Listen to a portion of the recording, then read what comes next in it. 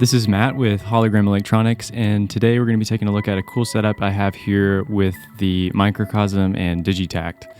We get a lot of questions about how Microcosm can be used in a Dawless setup, and even though this video is specifically used with a Digitakt, demonstrates how Microcosm's full MIDI functionality can be used in a similar setup. It's kind of a lot of things to go over here in the beginning, but we'll get into it pretty quick. So to get started, here's the pattern we're working with.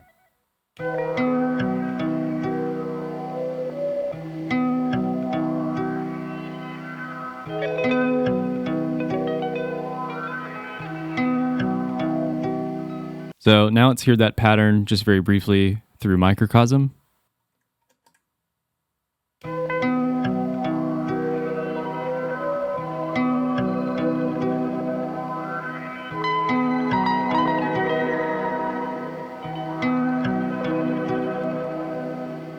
So what we're going to do is record a loop of this into the Microcosm and manipulate it in some cool ways. To do that, on MIDI track 9, I have it set up so that when it is triggered, it will send a record CC to Microcosm's looper. And when I hit track 10, it will send a play message to the looper, as well as switch the routing to pre-effects. Microcosm by default is post-effects, so it records all the effects that you're hearing into the loop itself, but it's pretty cool to then run an affected loop back through Microcosm's effects, so that's what we're going to do.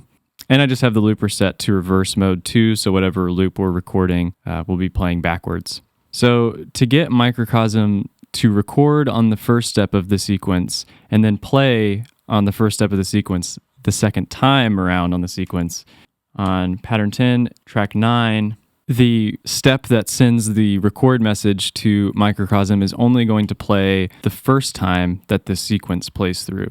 And on track 10, the first step, which sends the play message, is just not going to play on the first time. One other MIDI track here we have. Now, MIDI track 16 is the track that I have some program changes set up on. So you can see I'm changing through the presets.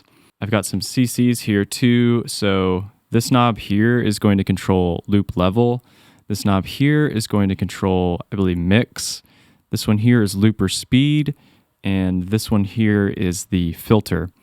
So on the LFO page, I've got an LFO going to Microcosm's mix control, which will kind of just oscillate the level of mix at all times. And as far as triggers go, on steps 1 and 9 throughout the whole sequence, the loop level is at 0. And on 5 and 13 throughout the whole sequence, loop level is turned up, and then per step 2, it will kind of, there's some trigless trigs here. The looper speed will change from playing back at normal speed, double speed, half speed, and 4x speed. So that's all of the MIDI stuff. It will probably make more sense when you see it in context. So let's just do it now. I'll play the establishing pattern first, which I'm just kind of playing so that it builds up some effects in Microcosm. And then from there, we'll switch to the pattern that actually records the loop, and we'll take a listen to it.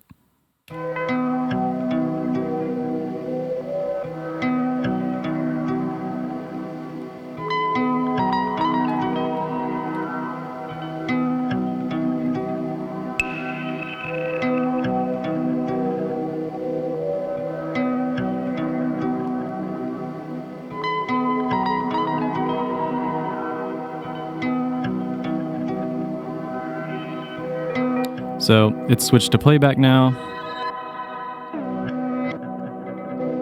So you can hear the loop coming in and out. That's the parameter locks on track 16, as well as the looper speed changing too in octaves, which I think is pretty cool. And because it's in pre-effects again, all of those sounds are going back through the effect again. And